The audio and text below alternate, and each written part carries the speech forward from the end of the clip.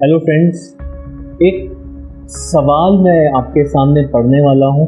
ये प्रश्न हमारे सामने एक क्लाइंट लाए थे और इसके बेसिस पे उनका पास्ट लाइफ रिग्रेशन किया गया। तो मैं आपके साथ इसे साझा कर रहा हूँ ताकि आप इस पास्ट लाइफ रिग्रेशन के बारे में जान सकें और देख सकें कि पास्ट लाइफ रिग्रेशन की सीमाएं कहाँ तक हैं। उनकी स्टेटमेंट क्या थी, मैं पहले आपको पढ़ देता हूँ। मेरा जन्म एक आर्य समाजी परिवार में हुआ है और बचपन से ही मैंने उसी धर्म को देखा जहाँ मूर्ति पूजा नहीं होती, लेकिन मेरा बहुत अधिक रुझान श्री कृष्ण के प्रति है। मैं क्यों उनकी इतनी भक्ति करता हूँ? क्या मैं पहले भी कोई ऐसा जन्म ले चुका हूँ जहाँ मैंने श्री कृष्ण की भक्ति की थी? तो ये सवाल लेके आए थे हमारे यहाँ पर दिल्ली से ही एक सज्जन जिनका नाम विट्ठल है। जी हाँ, विट्ठल जी अपना ये सवाल लेकर आए। वो जानना चाहते थे कि ऐसा क्यों है कि मेरी भक्ति जो है हर वक्त श्री कृष्ण के प्रति है। ऐसा मैंने कभी किसी जीवन में क्या किया था, कौन सी भक्ति की थी? वो जानना चाहते थे कि उनका लगाव श्री कृष्ण के प्रति इतना ज़्यादा क्यों है, ऐसा क्या कारण है। क्या ये भक्ति वो पहले भी कर चुके हैं जो किसी कारण से रुक गई थी या छूट गई थी? क्या ये उसी को आगे कंटिन्यू कर रहे हैं? बस वो जानना चाहते थे कि श्री कृष्ण के प्रति जो उनका झुकाव है, जो उनकी भक्ति भाव है, वो क्यों है, ऐसा क्या कारण। तो जब हम विट्ठल जी को उनके पास्ट लाइफ रिग्रेशन में लेकर जाते हैं तो वो बहुत ही आराम से पास्ट लाइफ में चले जाते हैं। वो अपने आप को किसी गांव में देखते हैं, वो अपने आप को एक लोहार के रूप में काम करते हुए देखते हैं और ये भी देखते हैं कि वो थोड़ी बहुत खेती बाड़ी भी करते हैं। वो बहुत ही पुराना समय था, मिट्टी का घर था, पास ही में कोई बड़ा सा पेड़ था, तो ये सब कुछ देखते हैं। तो ये भी देखते हैं कि उनके घर के आंगन में एक गाय भी बंधी हुई। उन्होंने अपनी पत्नी को देखा, अपने 4 बच्चों को देखा, बहुत कुछ देखा, बहुत कुछ एक्सप्लोर किया।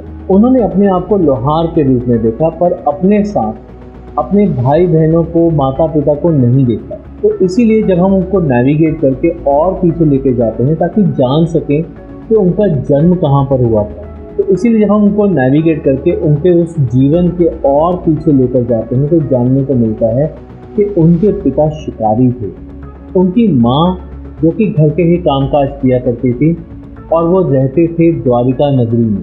जी हाँ, द्वारिका नगरी में। उन्होंने अपने साथ अपने 4 भाई बहनों को भी देखा। इसके बाद जब हमने उनको और नेविगेट किया तो आगे जानने को मिला कि उनके पिता शिकारी थे और हिरन या ऐसे कुछ चीज़ों का शिकार किया करते थे। पास ही में जंगल था जहाँ की वो सुबह सुबह चले जाया करते थे और कई बार देर रात तक वहाँ रहकर कोई ना कोई शिकार लेकर ही आया करते थे। कई दिन तो खाली हाथ आना पड़ता था, पर कई बार अच्छा खासा शिकार हाथ लगता था। जब उनको थोड़ा और नेविगेट किया, आगे उनको मूव ऑन किया, तो आगे जाकर हमने एक ऐसी परिस्थिति में देखा कि जहाँ पर ये अपने घर पर बैठे थे और देखते हैं कि उनके पिता जो कि शिकारी थे वो रोते हुए बदहवासी में अपने घर की तरफ बढ़ते आ रहे हैं। तो घर आने के बाद बहुत बुरी तरह से रोते हैं, अपनी पत्नी के सामने रोते हैं, अपने बच्चों के सामने रोते हैं, क्योंकि विट्ठल उस समय उस शिकारी पिता के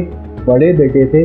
तो इसीलिए इनकी तरफ इशारा करकर वो कहते हैं कि बेटा, मुझसे बहुत ही बड़ा जघन्य अपराध हो गया, मैंने इस सृष्टि के पालनहार के ऊपर ही तीर चला दिया, मुझसे बहुत बड़ी गलती हो गई, मुझे अपने पाप का प्रायश्चित करना होगा।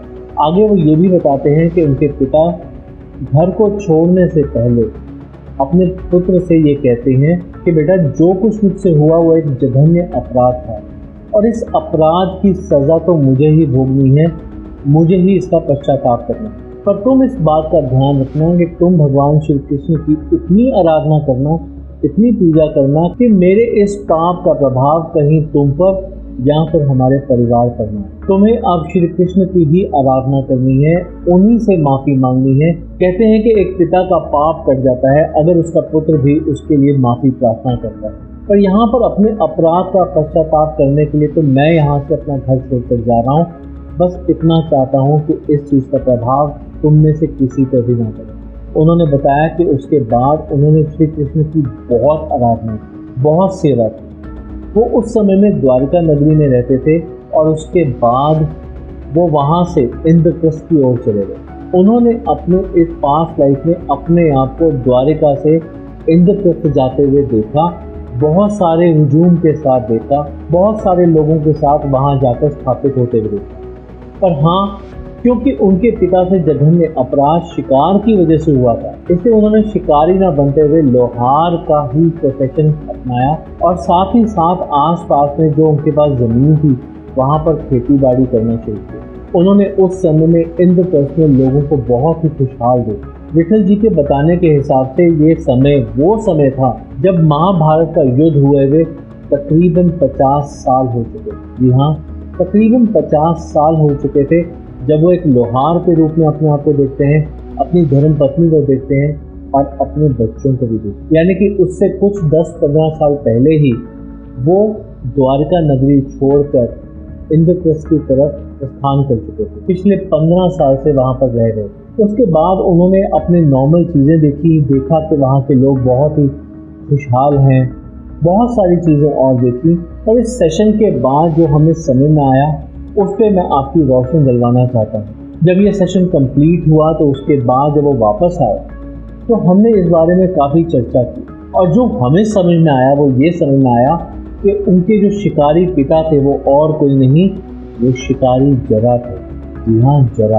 कि महाभारत युद्ध के तकरीबन 35 साल के बाद जब भगवान श्री कृष्ण के बड़े भाई बलराम ने अपनी देह त्याग दी थी, तो उसके बाद भगवान श्री कृष्ण ने जंगल में जाकर ध्यान साधना करनी शुरू कर दी। ध्यान साधना तो वो पहले भी करते थे और उसके बाद ज़्यादातर समय भगवान श्री कृष्ण ने जंगल में जाकर अपनी ध्यान साधना में बिताया। जिस दिन की हम बात कर रहे हैं, जिस दिन वो शिकारी रोता बिलखता हुआ घर वापस आया था, तो वही समय था जब जरा नाम के शिकारी ने भगवान श्री कृष्ण के पैर में तीर मारा था, ये समझ के कि ये तीर वो एक हिरण पे चला रहा है। देखिए, जब विठल अपने सेशन से बाहर आते हैं तो हम इस बारे में बहुत डिस्कशन करते हैं और हम इस कंक्लूजन पे पहुंचते हैं कि जिस समय की वो बात कर रहे हैं, जिस परिस्थिति की वो बात कर रहे हैं, जिस इवेंट की उन्होंने बात की थी जहाँ पर उनके पिता जो कि शिकारी थे रोते बिलखते हुए वापस आते हैं, ये बात भी ध्यान करने योग्य है कि उस समय में वो द्वारिका नगरी में रहते थे और उस इवेंट के बाद ही उन्होंने इंद्रप्रस्थ की ओर प्रस्थान किया। यानी कि इसका उल्लेख कहीं ना कहीं हमारे को पौराणिक कथाओं से यहाँ पर मिलता है कि जरा नाम का एक शिकारी था जो कि एक मामूली सा शिकारी था, जिसने अपनी तरफ से तो हिरण पे तीर चलाया था, पर वो तीर जाकर भगवान श्री कृष्ण के पैर में लगा।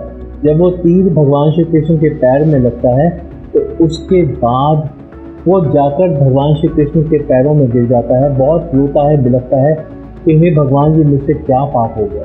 ऐसे में भगवान श्री कृष्ण बताते हैं कि त्रेता युग में वानर राज बाली, उनके ऊपर भगवान श्री राम ने जो तीर चलाया था, छुपकर तीर चलाया था, जिसकी वजह से उस त्रेता युग में महाराज बाली की मृत्यु हुई थी। वही लीला उन्होंने उस समय में द्वापर युग में अपने ऊपर रखी।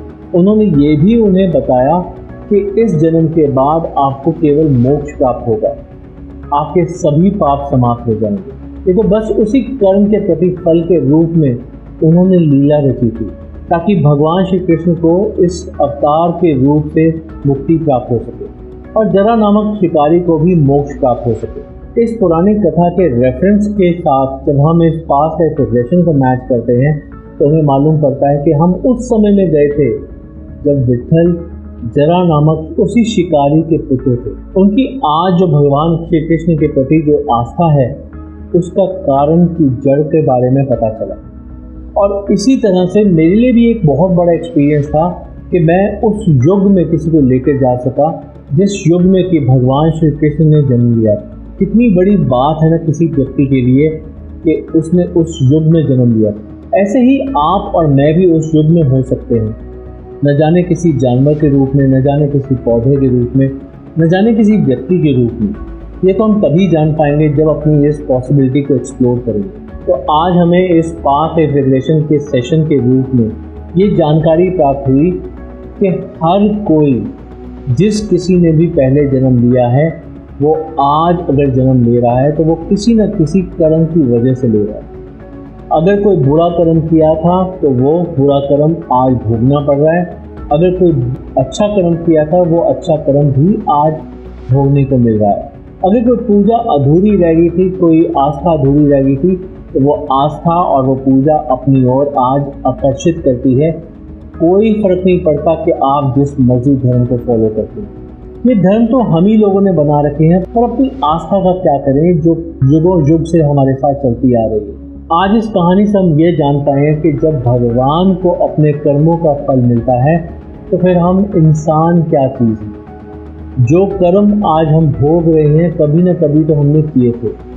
अगर हम वो जान लें तो सच में हम ये जान पाएंगे कि क्या गलती की थी, किसके साथ की थी, किससे माफ़ी मांगनी है, और इससे हम अपनी लाइफ को काफ़ी हद तक सुधार सकते हैं। अगली वीडियो में मैं आपके साथ ऐसे ही कुछ और रोचक पास्ट लाइफ रिग्रेशन के सेशंस के बारे में डिस्कशन करूंगा, उनकी कहानी के बारे में बताऊंगा, उनकी पहले परेशानी और उनके पास्ट लाइफ रिग्रेशन में निकले हुए परिणाम के बारे में बताऊंगा, और ये भी बताऊंगा कि कई लोगों ने सेशन करके अपनी परेशानी को कैसे समाप्त कर लिया। अगर आपको आज का हमारा ये वीडियो पसंद आया हो और लाभप्रद लगा हो तो प्लीज़ हमारे इस वीडियो को लाइक ज़रूर कीजिए, ज़्यादा से ज़्यादा लोगों के साथ शेयर कीजिए और हमारे चैनल को सब्सक्राइब भी ज़रूर कीजिए। So thank you very much for going through this video. Stay happy, stay blessed, safe. Have a nice day. Take care.